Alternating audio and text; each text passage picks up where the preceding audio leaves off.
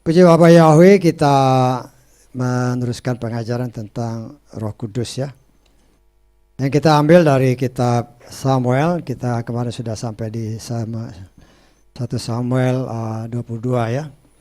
Di mana kita lihat bahwa dari pembacaan ini, nanti saudara baca seluruhnya dari rumah aja ya. Saya hanya ambil beberapa ayat. Kita melihat bagaimana setelah Daud meninggalkan tempat para imam di Nob, ya, ada orang yang bernama Doeg bacanya, ya. Di sana kita lihat Doeg ini dia setia kepada Saul, ya, sehingga dia memberitahukan kepada Saul bahwa semua yang dilakukan oleh para pelayan Tuhan, para imam, untuk kebaikan Daud diceritakan. Dan itu tentu membuat Saul jadi marah, ya. Sehingga dia mengambil keputusan untuk membunuh semua imam. Ya. Dia perintahkan kepada prajurit-prajurit bunuh semua imam-imam ini. Ya. Tetapi kita melihat di sini bahwa orang-orang atau tentara-tentara Israel tidak mau ya mentaati perintah ini. Kita lihat di 1 Samuel 22 ayat ke 17 ya. 1 Samuel 22 ayat 17. Raja berkata atau Saul berkata kepada para pengawal yang berdiri di dekatnya, "Berbaliklah dan bunuhlah para imam Yahweh itu, karena tangan mereka juga ada bersama Daud. Dan karena mereka tahu bahwa dia melarikan diri, tetapi tidak menyatakan itu di telingaku." Perhatikan ayat selanjutnya. Namun para pelayan Saul tidak mau menjatuhkan tangan mereka ke atas para imam Yahweh.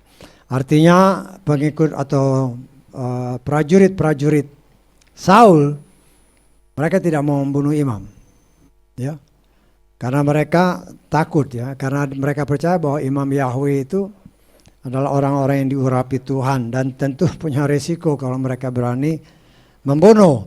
Sehingga Daud, si Saul ini berpaling kepada si Doeg ini ya, si Doeg atau Doeg bacanya saya nggak tahu persis, ya.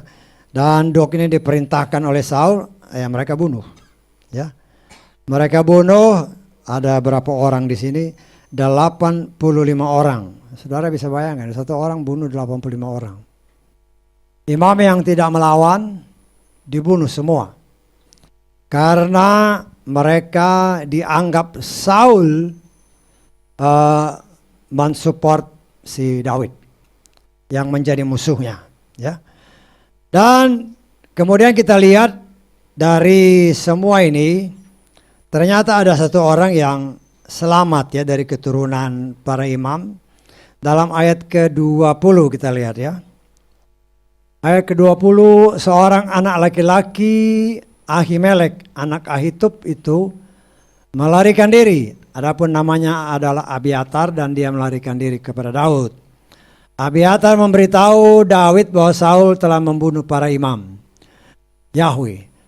Daud berkata kepada Abiatar, "Aku tahu pada hari itu Doeg orang Edom itu ada di sana, bahwa dia akan memberitahukan Saul, aku bertanggung jawab atas seluruh nyawa keluargamu. Tinggallah bersamaku, hendaklah engkau tidak takut, karena dia yang menginginkan jiwaku, dia juga menginginkan jiwamu." Ya, nah ini janji si Daud ya, karena dia merasa bertanggung jawab. Semua keluarga si Abiatar ini dibunuh oleh si Saul, ya. Dan ini suatu kejahatan ya. Jadi kejahatannya makin lama makin jahat. Ya, menggenapkan firman Tuhan ya. Orang jahat semakin jahat. Sampai suatu titik di mana kan kesabaran Tuhan juga ada batasnya. Tuhan memberikan batasan, ya memang kita nggak lihat batasannya. Tapi Tuhan kan ada sampai batas ini kau tidak bertobat, habis. Ya. Dan kita melihat memang ya Tuhan masih memberi kesempatan kepada Saul. Tetapi kita melihat dia bukannya semakin baik, justru semakin buas, semakin jahat. Ya, dia memang berniat untuk membunuh si Daud. Ya, dan dari ayat-ayat berikutnya dikatakan bahwa si Daud ini akhirnya dia lari ke kota atau ke kota Kehila ya dari 1 sampai 23 ini. Dan di sini kita mulai melihat kembali ya, seolah-olah kesadaran si Daud timbul lagi bahwa dia butuh Tuhan. Ya. Dalam 1 Samuel 23 ayat kita baca mulai ayat 1 lah ya. Mereka berbicara kepada Daud dengan berkata, ketahuilah orang Filistin sedang berperang melawan orang Kehila dan mereka menjarah tempat-tempat pengirikan. Nah, di sini kita lihat ya. Daud bertanya kepada Yahweh dengan berkata, bolehkah aku pergi? Bolehkah aku berperang melawan orang-orang Filistin itu? Yahweh berkata kepada Daud, pergilah dan engkau akan mengalahkan orang-orang Filistin itu serta menyelamatkan Kehila. Ya. Apa yang kita lihat di sini? Betapa dekatnya hubungan Bapa Yahweh dengan Daud. Dia berdoa, langsung dijawab. Ya. Dia berdoa langsung dijawab. Artinya kita bisa melihat gini, bagaimana hubungan antara Bapa Yahweh yang Maha Kuasa dengan manusia Daud yang memang mengasihi dia, yang mengandalkan Bapa Yahweh. Ya. Dan ingat, Bapa Yahweh dipermuliakan ketika Daud mengalahkan Goliat. Ya. Kan dia bilang kepada Goliat, engkau datang dengan lembing, tetapi aku datang dengan nama Yahweh. Ya. Nah, di sini kita melihat ketika nama Tuhan ditinggikan, maka Tuhan juga akan campur tangan. Ya. Dan di sini tentunya ada suatu hubungan yang dekat di mana kita pun harusnya melatih diri terus-menerus. Saya sendiri ya, kita semua lah ya. Bukan saya kan juga belajar ya. Kita sama-sama belajar supaya apa yang diberitakan firman, Daud bicara, Tuhan langsung jawab. Ya. Tuhan langsung jawab kan? Boleh, pergi. Nah, saya percaya dia berbicara melalui Roh Kudus ya. Berbicara dalam hati. Pergi. Ya. Mungkin kita belum sampai ke taraf itu. Ya. Tetapi mungkin cara Tuhan menjawabnya beda-beda. Ya, mungkin setelah kita minta sesuatu ada damai sejahtera. Berarti kita merasa ini jawaban Tuhan. Ya. Tetapi kalau kadang-kadang kita sudah berdoa, kok kayaknya rasanya berat gitu. Disitulah terjadi pergumulan. Disitulah kita juga sedang melatih kepekaan kita mendengar suara Tuhan. Ya. Di sini kita lihat, kita belajar, ya, pribadi lepas pribadi kita. Karena saya percaya nanti, ketika dia mau datang, dia pasti ngomong dengan pribadi ya. Dia nggak mungkin pribadi, pokoknya bilang, ayo, saya sebagai gembala kasih tahu jemaat. Saya pikir tidak seperti itu. Dia akan berbicara pribadi lepas pribadi. Saudara masing-masing, saya diberitahu, saya nggak bisa kasih tahu saudara. Kecuali kalau Tuhan bilang ya. Tetapi yang saya percaya, dia akan berbicara pribadi lepas pribadi, karena ini rahasia.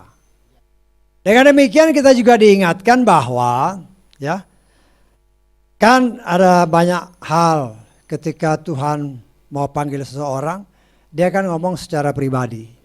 Ya, secara pribadi dikasih tahu gini. Nah, saya percaya juga nanti kedatangan Yeshua, dia akan ngomong secara pribadi. Tetapi bagaimana sekarang kedekatan dan kepekaan kita mendengar suara Roh Kudus? Kita kan harus bisa membedakan, ini suara Roh Kudus, ini suara setan, atau ini suara hati kita sendiri. Kita harus bisa bedain. Karena seringkali perbedaannya sangat tipis. Sehingga kalau kita tidak peka, kita salah jalan mengambil keputusan. Ya. Karena itu seringkali kalau saya berdoa umpamanya ada sesuatu, ya saya bilang aja sama Tuhan, Tuhan kalau ini kehendak-Mu saya akan jalan. Tapi kalau bukan kehendak Tuhan, ya cara Tuhan cegah. Entah membelokkan saya, entah mencegah saya, jangan sampai saya jalan. Ya. Nah itu kan salah satu pribadi-pribadi kita kan masing-masing beda. Bagaimana cara kita melatih kepekaan. Karena kita harus bisa membedakan, karena ada 3 suara ya. Suara Roh Kudus, suara hati kita sendiri, dan suara setan. Di mana ketiganya ini perbedaannya sangat tipis. Sangat tipis sekali. Sehingga kita harus mampu untuk bisa membedakan. Ya. Nah, saya percaya dengan kita melatih diri sama seperti Samuel kan. Ketika dia masih kecil, ketika dia dipanggil Samuel, Samuel, dia pikir itu si Imam Eli yang manggil. Ya. Sekali dia datang, oh ternyata bukan Eli.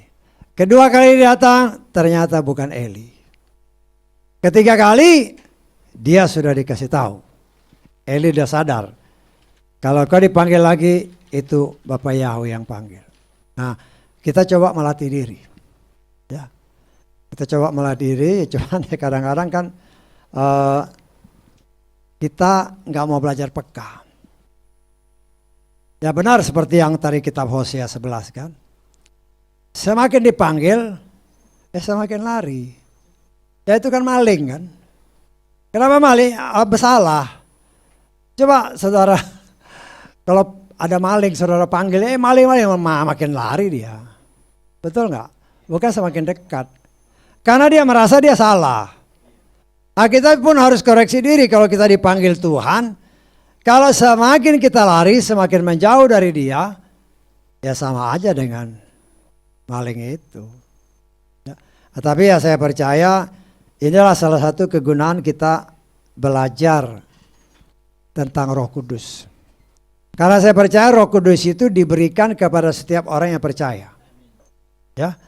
Nah, di sini kita dilatih. Karena saya percaya kalau kita tidak punya Roh Kudus, engkau bisa baca firman Tuhan tapi tidak akan pernah bisa ngerti. Terlebih lakukan. Ngerti aja enggak, apalagi melakukan. Karena itu banyak orang di luar sana, mereka enggak ngerti. Walaupun mereka baca, mereka nyanyi, mereka enggak ngerti. Ya. Nah, kita dilatih oleh Tuhan. Ya, apa yang tadi saya katakan kan, itu juga saya mengajar diri seperti itu. Ya. Ya, saudara jujur aja lah. Pagi saudara baca, terus ingetin lagi siang, tadi saya baca apa ya? Mungkin 100% hilang kali. Betul nggak? Jujur ya, jujur. Ya. Tapi kalau kita belajar memeditasi, walaupun satu ayat, apa sih maksudnya? Walaupun sampai siang, sampai besok, sampai kapanpun, dia benar-benar sudah tertanam. Karena engkau memeditasinya. Karena kita meditasi, jadi kita sudah ingat. Nah, karena itu saya senantiasa himbau kepada kita semua, bacalah firman. Ketika kita baca firman, sesuatu ada ini, kita diingatkan ini kayaknya ada ayatnya. Nah, cuma karena kita tidak melatih diri, ayatnya di mana ya? Lupa cari dari Wahyu sampai dari Kejadian sampai Wahyu yang nggak dapat. Karena kita nggak pernah melatih. Nah, tapi kalau kita melatih diri kita, ya latihan itu kan pada awalnya memang sakit. Dulu saya waktu sebelum bertobat ya rajin baca. Saya dari dulu memang rajin baca firman. Tapi ya itu, ya baca firman kira-kira 10 menit 15 menit udah ngantuk. Ya kan? Kenapa? Karena setan gak mau kita baca firman. Karena setan tahu firman itu adalah Tuhan sendiri. Karena itu ketika kita baca, udah deh. Udah mulai. Kita kelihatannya merenungkan, melem-melem akhirnya ketiduran. Itu harus kita akui. Tapi kita harus ingat bahwa itu sebenarnya kerjaan setan. Dia tidak mau kita mengerti firman Tuhan, karena kalau kita mengerti firman Tuhan, kita lawan dia. Kan setan takut dengan firman, bukan takut dengan kita ya, tapi takut dengan firman. Nah, kalau kita tinggal di dalam firman, tidak bisa. Setan tidak bisa menjamah kita. Nah, di sini kita lihat Daud setelah menghadapi berbagai kesukaan, mungkin dia disadarkan Tuhan kan. Dia harus berdoa. Kan di ayat-ayat sebelumnya kan dia nggak pernah berdoa. Dia lari ya kemana-mana ketakutan. Ya. Semakin dia takut ya semakin jauh dia. Tapi saya percaya dia kan diurapi Roh Kudus. Ada saatnya Roh Kudus ingatkan dia, berdoa. Sehingga di sini kita lihat ketika dia mau maju berperang, dia tanya Tuhan dulu, boleh nggak? Ya, jawaban Tuhan, pergi. Bisa nggak kalahkan? Bisa, maju. Nah itu kan dorongan dari Tuhan. Ya, saya mempelajari firman Tuhan ini. Kalau Tuhan menyuruh sesuatu, itu pasti berhasil. Asal kita lakukan dengan sungguh-sungguh, bukan separuh hati ya. Kalau kita lakukan sungguh, memang kelihatannya awalnya sulit. Tapi kalau kita lakukan sungguh-sungguh, ternyata bisa. Ya. Bukan karena kita, tetapi karena Tuhan mau kita tinggal di dalam Dia. Ya. Nah, saya diingatkan tadi, karena banyak kan sekarang pengajaran-pengajaran berbagai macam teori pelayan-pelayan Tuhan. Oh kamu kalau ini harus caranya begini. Wah. Padahal intinya di Yohanes 15 itu tadi. Ya. Kan kadang-kadang ada orang kan yang mengajak kamu kalau mau ini harus caranya begini supaya sampai di sini. Kalau di tengah jalan nggak nyampe, kok nggak berhasil Pak? Oh pasti ada kesalahan. Oh itu kan diada-adain aja. Artinya kita harus peka. Kalau kau gagal berarti ada sesuatu yang salah. Salah di mana? Tidak melakukan firman dengan benar. Artinya tidak tinggal dalam firman dengan benar. Nah, Tuhan melatih kita ya. Apabila kita ada sesuatu keinginan, ya berdoa Tuhan, saya kepengen ini. Ya, setelah kita kepengen ini ya kita berdoa. Kalau perlu berpuasa. Ya. Dan kita yakin ya.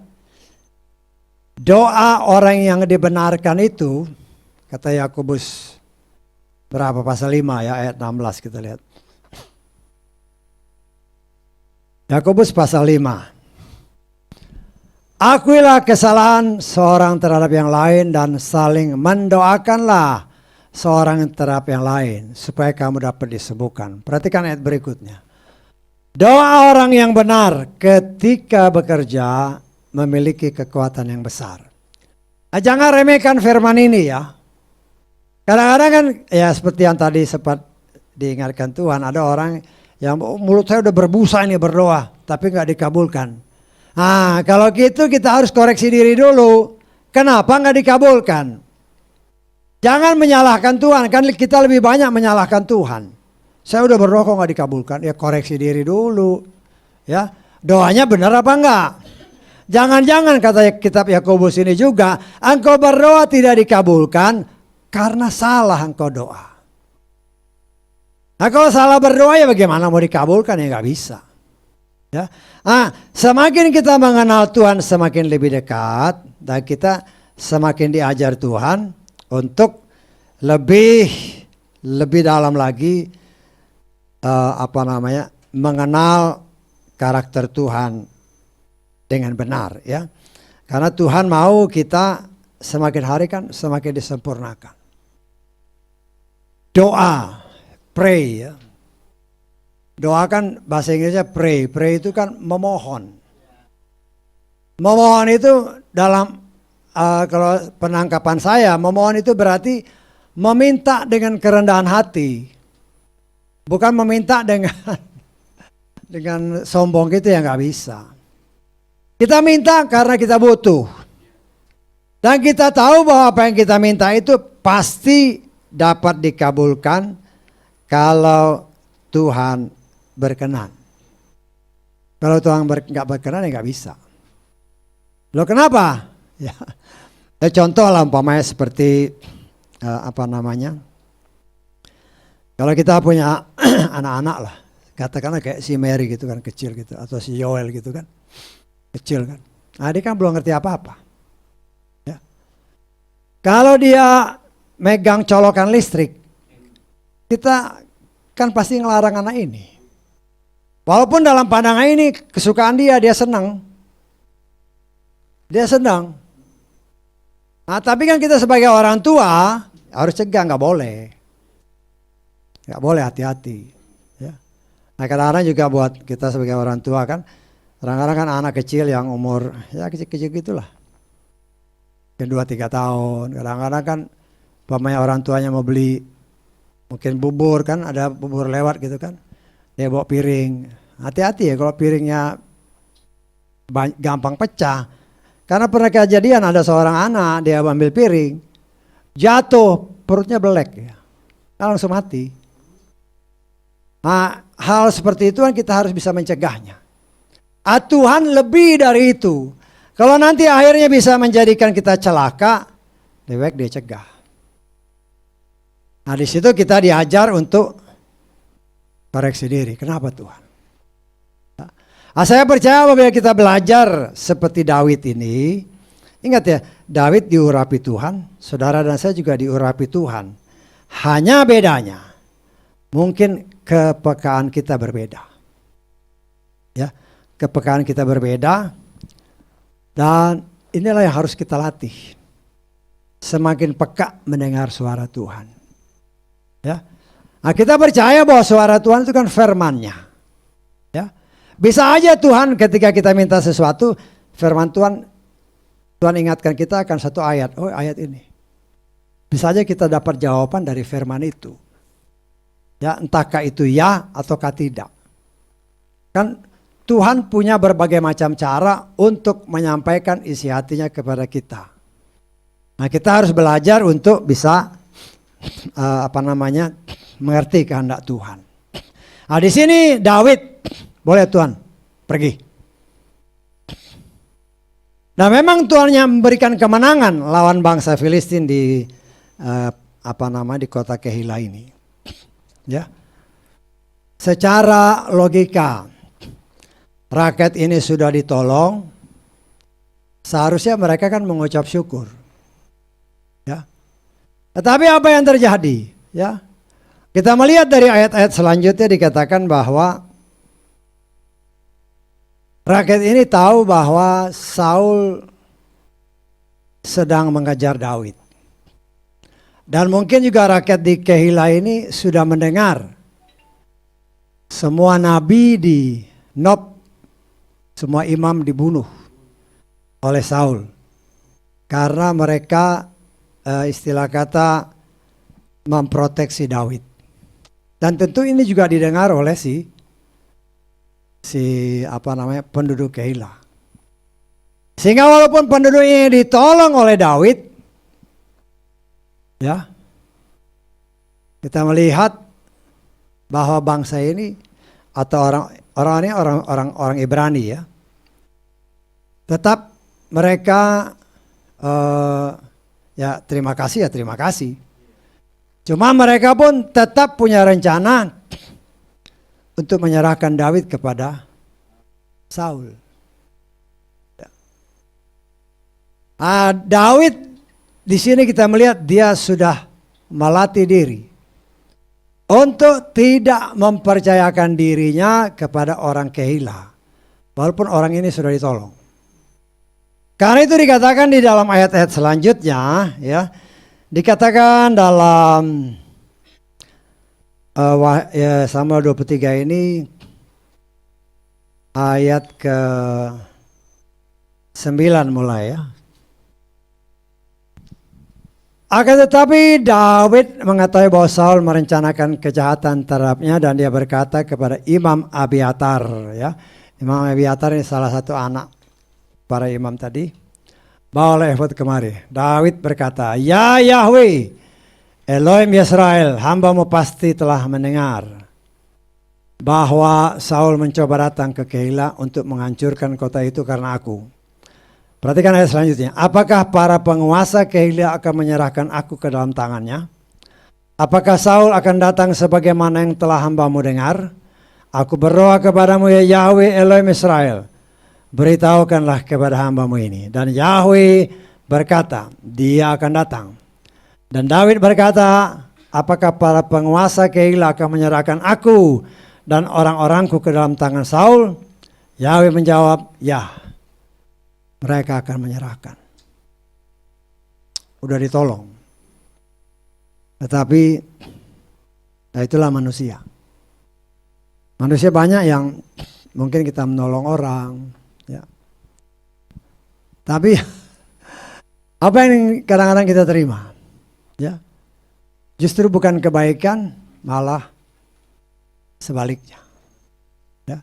Daud ini mempertaruhkan nyawa loh untuk kota Keila. Dia berperang dengan bangsa Filistin untuk memproteksi kota Keila. Tapi apa yang dia balas? Mereka mau menyerahkan Daud ke tangan raja mereka, ya, raja mereka memang Saul itu kan raja mereka. Apa yang kita pelajari di sini, ya? Jangan berharap kepada manusia. Ya.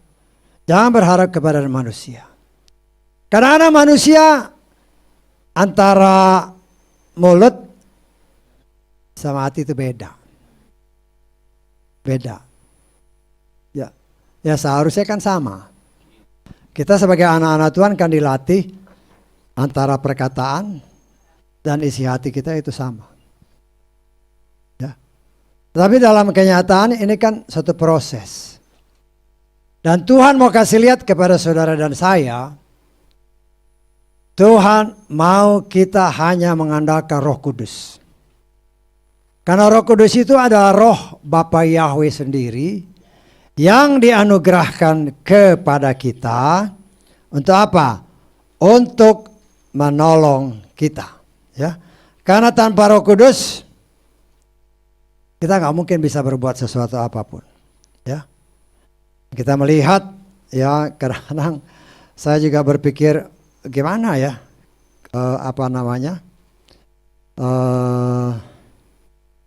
Roh Bapa Yahweh, kan kita percaya ini kan ada banyak orang, ya. Ada berapa ribu, berapa juta orang yang percaya kepada Bapa Yahweh, ya.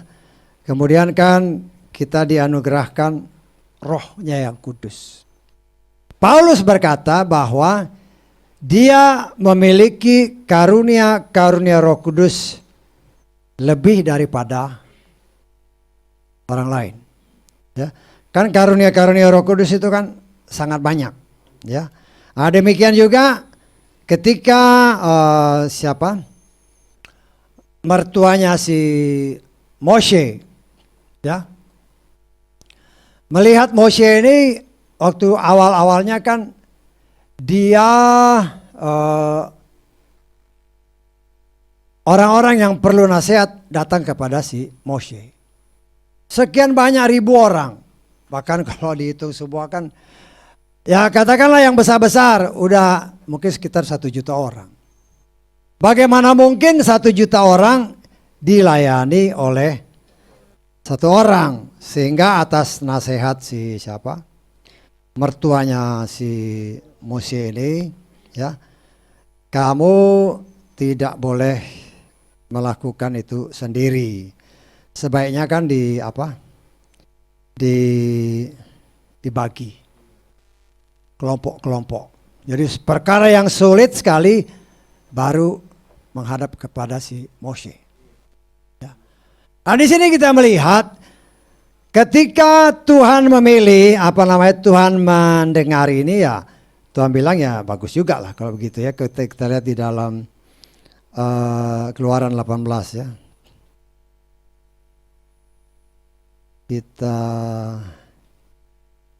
Kita baca mulai 17 lah.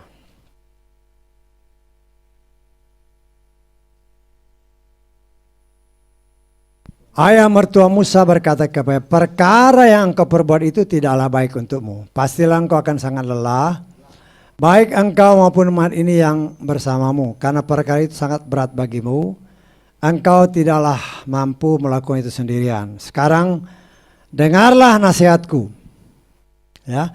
Dengarlah suaraku, aku menasihatimu, Elohim akan besertamu. Engkau wakililah umat itu di hadapan Elohim dan engkau bawalah perkara itu kepada Elohim. Engkau mengajar mereka tentang ketetapan Torah, dan buatlah mereka mengerti jalan yang harus mereka tempuh dan pekerjaan yang harus mereka lakukan.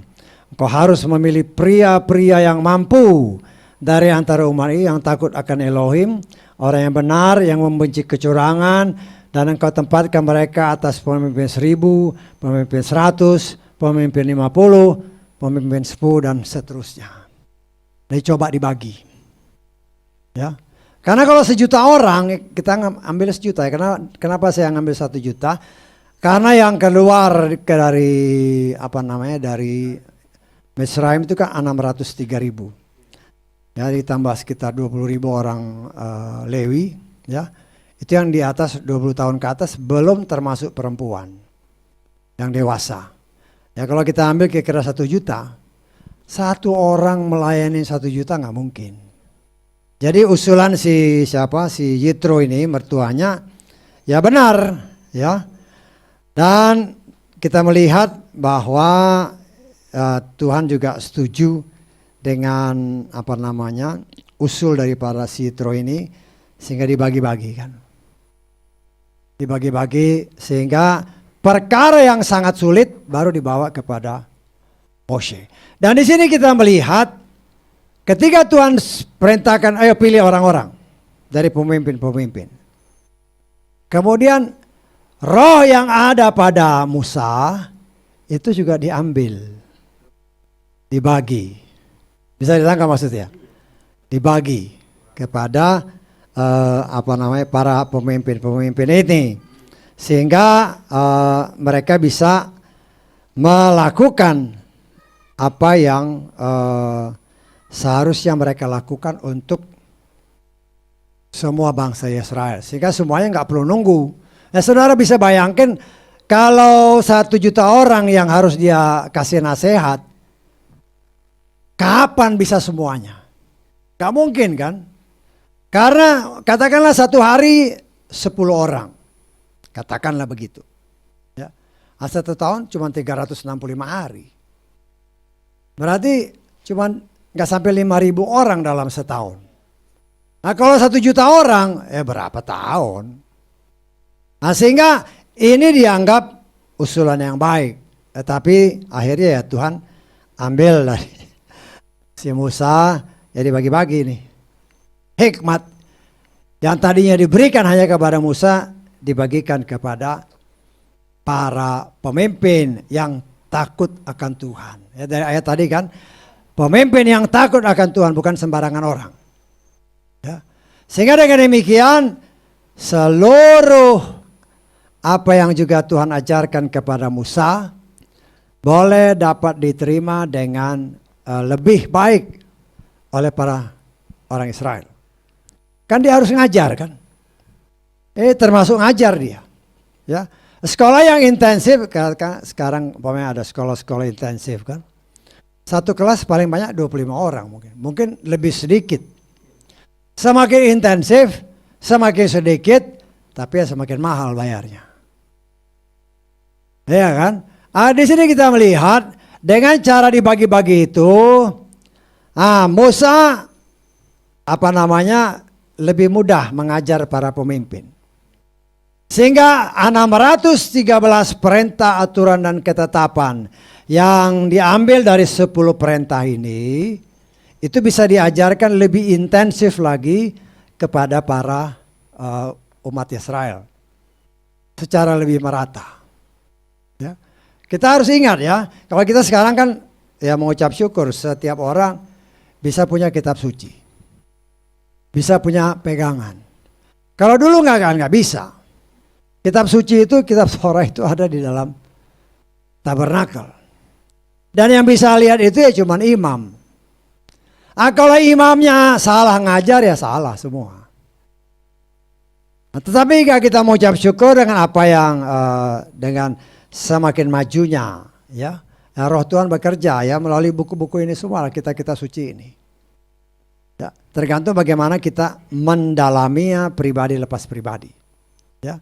Nah, kita kan masing-masing punya cara untuk menangkap firman Tuhan dengan berbagai talenta. Satu ayat begini, ya si A mungkin dapat pembukaannya begini. si B dapat, kan macam-macam pembukaan. Nah, tapi kita harus bisa lihat, kalau dibuka dengan cara gini benar apa enggak, itu yang harus kita cek. Ya, karena ada kan satu pengajaran lah. Saya pernah dengar satu pengajaran tentang siapa, Maria yang mengurapi kaki Yesua dengan urapan, ya kan?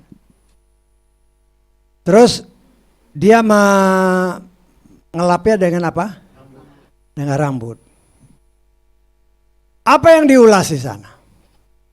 Dia bilang ini nggak mungkin rambut, pasti pakai kerudungnya. Loh gimana? Jelas-jelas ini dia bilang rambut, betul nggak? Rambut. Alasannya kalau pakai rambut, minyaknya nggak bakal kering. Pakai pakai kain pun minyak nggak bakal kering, nggak bakal kering. Nah, kita harus ada hikmat sedikit lah, walaupun orang mengajar seperti ini, ya kita menghormati ajaran, tapi kalau kita nilai itu salah jangan diterima. Saya menilainya itu salah. Karena saya punya hikmat mungkin agak beda ya. Beda maksudnya begini. Kan ini perempuan kan. Ingat perempuan itu melambangkan gereja. Rambut bagi perempuan adalah mahkota. Kalau dia membasuh kaki minyak itu di kaki Yesus dengan rambutnya, artinya melambangkan betapa gereja harus merendahkan dirinya di bawah kaki Yesua. Dan ketika dia membasuh kaki Yesua yang diurapi dengan minyak, bukan saja Yesua yang wangi, dia juga menerima wangi. Bisa ditangkap ya. Nah, jadi kita juga harus ada hikmat lah. Karena kan sekarang pembukaan kan macam-macam.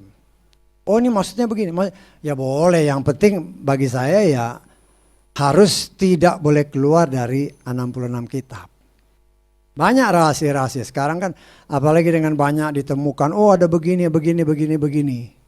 Ingat setan juga bekerja di situ untuk mengalihkan iman kita dari firman yang benar. Nah kita mengucap syukur ya, kita mempunyai kanon yang benar 66 kitab ini. Kalau dia keluar jangan percayalah. Boleh kau dengar. Ya mendengar tapi kan sebagai pengetahuan. Bukan untuk menggoncangkan ataupun merubah iman kita. Tapi kita juga harus hati-hati. Karena ini kan yang ngomong siapa? Hamasia palsu. Nabi-nabi palsu. Kalau dia lakukan itu kemudian melakukan mujizat. Orang kan sekarang cari. Pertama dia bukan cari firmannya, tapi dia ini mujizat nih. Seperti tadi ayat dalam Yohanes tadi kan. Yang dilihat apa? Makanan. Nah, ini harus kita lihat. Jangan sampai mudah tertipu karena berkat ya. Karena kita juga harus lihat bahwa pelayan-pelayan Tuhan yang sekarang punya kaliber biliar juga banyak. Saya waktu kita melayani di daerah Jawa Tengah ya, sudah beberapa tahun yang lalu. Gembala Serida, saya pernah saksikan kalau saya nggak salah ini. Gembala sidangnya bersaksi ada satu kelompok dari gereja yang terkenal, ya terkenal lah. Ya saya nggak usah sebut namanya. Ya. Mereka bikin semacam KKR, bikin panggung segala macam. Kemudian ada altar call. Panggillah. Altar call kan orang paling senang kan altar call. Datang. Tumpang tangan, gelebak. Tumpang tangan, gelebak. Wah. Si gembala penasaran ini. Artinya urapannya kok luar biasa. Akhirnya dia coba juga. Begitu dia ditumpangan, dia juga gelebak. 3 hari dia gak sadar. Ternyata diselidiki apa? Kasih obat bius. Betul itu kejadian benar, dikasih obat bius, gelepak dia. Orang kan ngelihatnya bukan obat biusnya, oh ini hebat ini. Urapannya luar biasa. Gembala ini cerita sama saya, makanya saya tahu. Cerita langsung, wah Pak, saya pikir apa dia gelepak, dia bius Pak. 3 hari saya di rumah sakit gak sadar. Artinya apa? orang hanya cari nama untuk akhirnya uang. Nah ini kan menghina pekerjaan Tuhan. Nah, sekarang ya banyak yang pengkhotbah luar biasa, kalau saudara perhatikan banyak keganjilan. Ya. Mereka kerjasama dengan orang-orang tertentu. Kalau datang nanti pakai tongkat ya. Nanti setelah aku doakan kau buang tongkat. Padahal orang itu nggak apa-apa. Tapi ini jadi kesaksian kan. Oh, namanya tenar. Bukan Tuhan yang ditenarkan. Tapi kan kalau semakin banyak mujizat, duit kan semakin ngalir. Ya.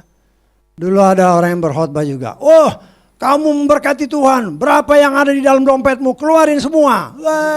Oh, memang ini kejadian, dia keluarin semua. Nanti setelah itu baru mau pulang, waduh habis duitku. Loh ini kejadian ya. Ini bukan omong kosong tapi ini kejadian. Nah inilah roh Bileam yang masuk. Nah kita sebagai orang yang diurapi oleh Roh Kudus, hati-hati. Hati-hati. Ya kalau kita beri, ya beri buat apa orang lain tahu. Ya beri aja. Ya. Nah Tuhan mau kita memberi dengan tersembunyi, nanti dia akan berkati kita yang sangat luar biasa. Ya. Nah, karena itu kan kita harus melatih diri peka. Daud ini peka. Yang menjadi pertanyaan, bagaimana kok bisa dia peka? Daud itu kalau saya katakan dia pemazmur ulung. Dia memuji Tuhan. Menyembah Tuhan. Karena itu saya diingatkan Tuhan, ya. Para song leader kalau bisa nyanyi yang lama. Tapi jangan yang lembek-lembek terus, juga harus semangat kan. Kalau lembek-lembek orang ngantuk nanti. Ya. Semangat memuji Tuhan. Ya. Karena itu memang kehendak Tuhan, kita datang kemari untuk memuja Tuhan. Kita menjadi pemazmur seperti Daud. Melatih diri. Ingat, Daud itu memuji Tuhan bukan hanya waktu dia senang ya. Tapi ada kalanya dia juga waktu dalam keadaan susah. Sehingga dalam salah satu lagunya dalam Mazmur 32 kita lihat ya. Kita ayat 1. Mazmur 32.